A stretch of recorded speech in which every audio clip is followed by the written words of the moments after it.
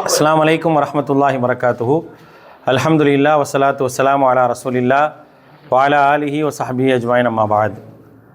அன்பான சகோதர சகோதரிகளே, இப்பொழுது நம்ம எங்கே நிற்கிறோம் அப்படின்னா, தூத்துக்குடி மாவட்டம் காயல்பட்டினத்தில் நம்முடைய ஜமாத்தின் சார்பாக கட்டப்பட்டு கொண்டிருக்கக்கூடிய பள்ளிவாசலில் நிற்கிறோம்.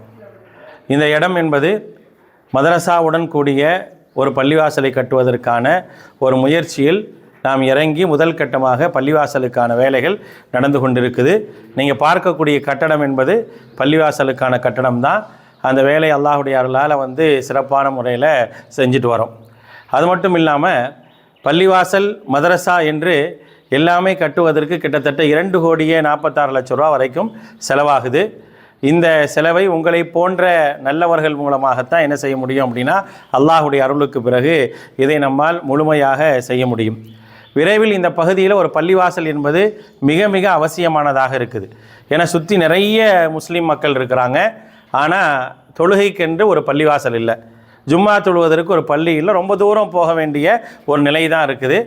அதை மாற்றும் விதமாக மக்கள் அருகாமையிலே பள்ளிக்கு தொழுகும் விதமாக ஒரு பள்ளிக்கான வேலைகளை சிறப்பான முறையில் செஞ்சுட்டு வரோம்.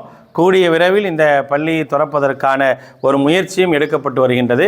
பள்ளிக்கு மட்டுமே கிட்டத்தட்ட ஒரு 56,00,000 ரூபாய் என்று நிர்ணயிக்கப்பட்டு அதற்கான பணிகள் நடந்து வருகின்றது. ஆக அன்பான சகோதர சகோதரிகளே, இந்த பணியில் உங்களை இணைத்து கொள்ளுங்கள். இந்த பணி என்பது அல்லாஹுடைய இல்லத்திற்கான பணி. அல்லாஹுவை மட்டுமே வணங்குவதற்காக கட்டப்படக்கூடிய இறை இல்லம். அன்னல் மசாஜித் அல்லா ஃபலா ததுஉ மஅ அல்லாஹி அஹதாங்கிற அல்லாஹு தாலா.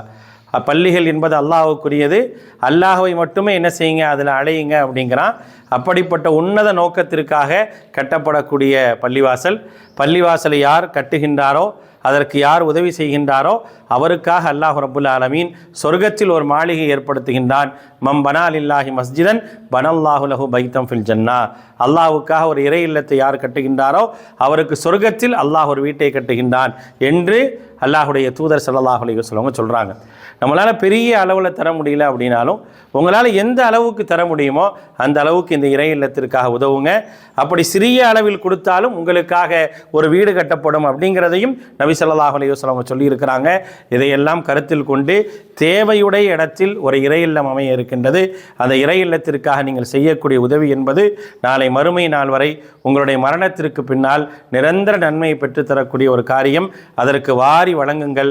அல்லாஹ் ரப்புல் ஆலமீன் உலகத்திலும் மறுமையிலும் நமக்கு மிகப்பெரிய ஒரு ஈடேற்றத்தையும் வெற்றியையும் சொர்க்கத்தில் ஒரு அழகான மாளிகையும் தந்தல் புரிவானாக. வஸ்ஸலாமு அலைக்கும் வரஹ்மத்துல்லாஹி வபரகாத்துஹு.